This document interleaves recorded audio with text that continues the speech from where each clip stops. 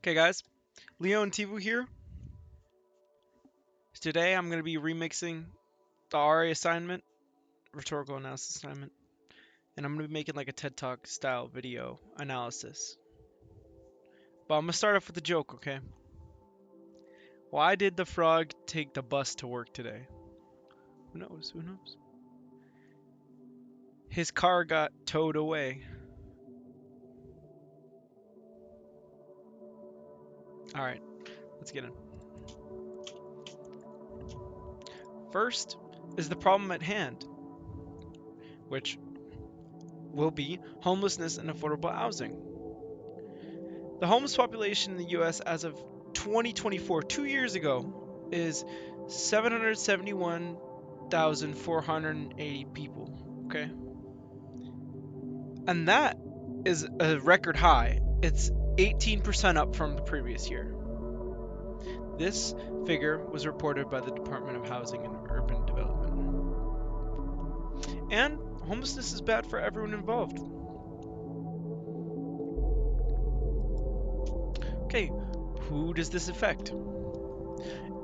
It affects the entire world, but on a city-to-city basis, it affects those that exist nearby homelessness, like directly, but you'll see further as we go down this, everyone feels the effects of homelessness, regardless if you're not homeless yourself. Why does this matter? Well, homelessness is bad for a multitude of reasons. Homelessness creates a really good environment for crime and also drug abuse. Individuals experiencing homelessness nearly died 30 years earlier than the average American, and it's usually from preventable causes.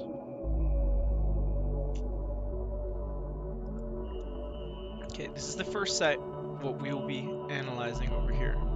So sorry about the photo being a little blurry. But this is the National Coalition for the Homeless. This is their front page.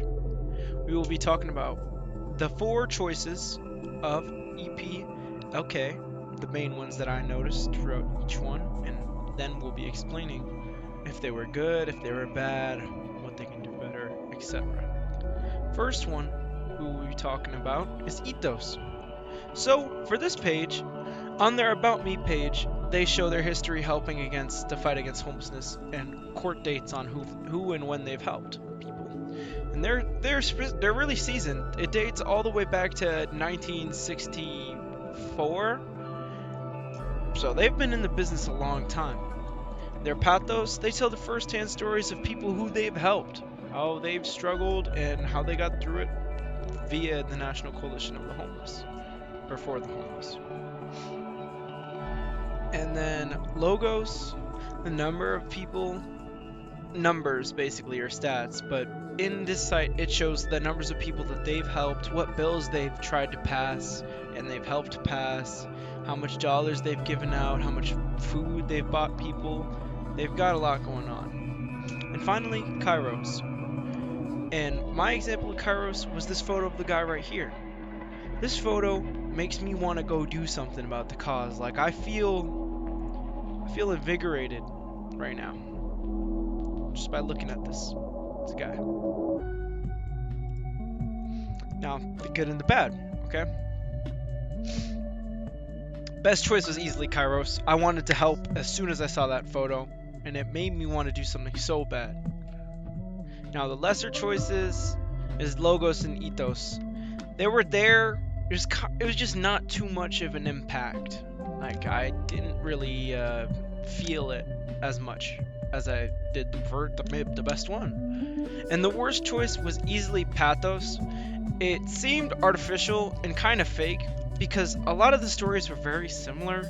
So you'd be reading the same copy and paste boohoo story about Hobo Joe number 5, and it would just be like, it's sorry to be insensitive, but it was just like the same stuff over and over again. It just dulled the whole purpose. But overall, pretty good. Now the second website we're going to be reviewing today is the Youth Words North Dakota Association. And first, again, Ethos. On their About Us page, they have an extensive log of what they've done for the community. and that's also right with time. They've been here a long time, not as long as the National Coalition for the Homeless, but they've still had their fair share at helping out in all throughout North Dakota, not just Fargo. Pathos, again, I've scanned through. There's not much emotion coming from this page, not as much as the first website. I mean, they like kind of tell you some things or like hypotheticals, but they don't get like into the nitty gritty with like the base by base like stories they have on the first website. And logos, okay, this is the better part of it, is they had a long list of stats on their website, like double that of the National Coalition of the Homeless. Like this whole page was like data books basically of like how donations they got each year, what they did with those donations, cost, everything. Like it was really business. Like it, I trusted a lot when I saw the long page. Now finally, last and least is Kairos. There was like no representation of this appeal all throughout the page. I just couldn't find it. Just wasn't lucky, I guess. Now, the good and the bad. Best choice was easily logos. That page with all the numbers, I honestly was just completely convinced that the site was legit as soon as I saw that. Like I didn't even need to see anything else. That's why it's the best choice. Lesser choices are Pathos and Ethos. Again, they were pretty weak sauce and they didn't have much representation as you would hope. And with a grand total of 0 representation, completely missing the mark is Kairos. Holy crap, this website was pretty underwhelming compared to number 1 when you really put it side by side. Like the best choice can only do so much.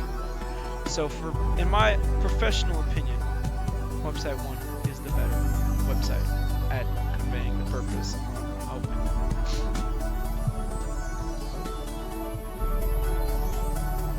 And this is the takeaways, okay?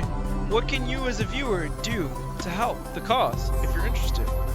Well, I'll say it time and time again. Donate or volunteer or emails associations how you can help. Do food drives. Get in touch with the community. Just talk to those that are willing to talk. Homeless people are people too. Like, talking to them isn't gonna end the world. It's nice if it's safe and they're humans, man, at the end of the day. But we all have to band together in order to make a change. I can't just be the only one out here talking to homeless people and buying food. Like, we all have to do this, guys. So, do what you can. Take your time. And I wish you good luck. Ciao. We're excited.